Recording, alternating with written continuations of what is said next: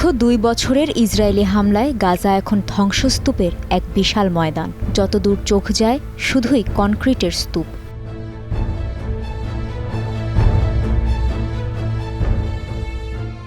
বিধ্বস্ত গাজা উপত্যকাকে ঢেলে সাজাতে $112 বিলিয়ন একটি প্রকল্পের প্রস্তাব দিয়েছে যুক্তরাষ্ট্র। এটি বাস্তবায়নের সময়সীমা হবে 10 বছর। পরিকল্পনাটির নাম প্রজেক্ট সানরাইজ, যার লক্ষ্য বিধ্বস্ত গাজাকে একটি পর্যটন নগরীতে পরিণত করা। গাজার এই পরিকল্পনার অন্তরালে আছেন ট্রাম্পের মেয়ের জামাই জ্যারেড কুশনার, বিশেষ দূত স্টিভ উইটকফ এবং হোয়াইট হাউসের 2 শীর্ষ সহকারী। পরিকল্পনাটি বাস্তবায়নে বিনিয়োগকারী দেশগুলোর মনোযোগ আকর্ষণ করেছেন তারা। সম্ভাব্য বিনিয়োগকারীদের সামনে হাজির করা হলো সেই পরিকল্পনার বিস্তারিত।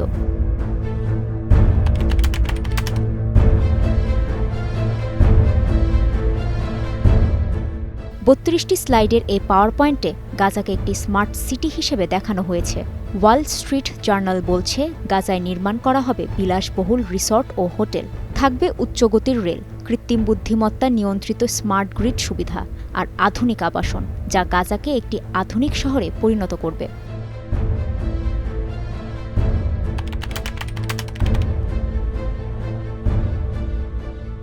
মার্কিন এই পরিকল্পনায় গাজার রাজনৈতিক ও আমলাতান্ত্রিক কেন্দ্র হিসেবে দেখানো হয়েছে রাফাকে, যেখানে প্রযুক্তি চালিত প্রশাসন ও সেবা থাকবে। গড়ে তোলা হবে একটি চিফ ডিজিটাল অফিস ও একটি উদ্ভাবন ল্যাব, যা মান নির্ধারণ ও নীতি নির্ধারণে দিক নির্দেশনা দেবে।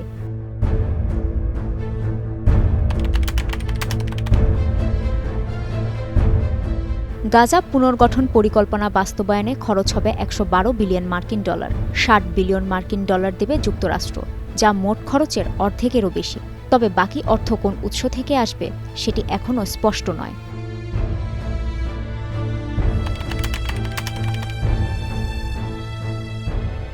ইসরায়েলি নিরাপত্তা বিশেষজ্ঞদের সাথে পরামর্শ করেই এই পরিকল্পনা তৈরি করেছেন কুশনার, নেতানিয়াহুর সাথে যার গভীর সম্পর্ক। এই পরিকল্পনায় অনেক কিছু থাকলেও গাজা ভূখণ্ডের যারা মালিক, সেই ফিলিস্তিনিদের ভূমিকা সম্পর্কে কিছুই নেই। তারা কি উন্নত এই শহরের নাগরিক সুবিধা ভোগ করবেন, নাকি নেহাত শ্রমিক হয়েই থাকবেন? গাজা এখন প্রায় 68 মিলিয়ন টন ধ্বংসস্তূপের শহর। পুনর্গঠনের সময় গাজার 20 লাখ বাসিন্দা কোথায় যাবেন, নেই সেই পরিকল্পনাও। পরিকল্পনাটিকে বিনিয়োগকারীদের সুযোগ বলে উল্লেখ করেছেন বিশ্লেষকরা। তাদের মতে গাজা পুনর্গঠনে মানবিক পরিকল্পনা থেকে বাণিজ্যিক উদ্যোগটাই বেশি দেখা যাচ্ছে।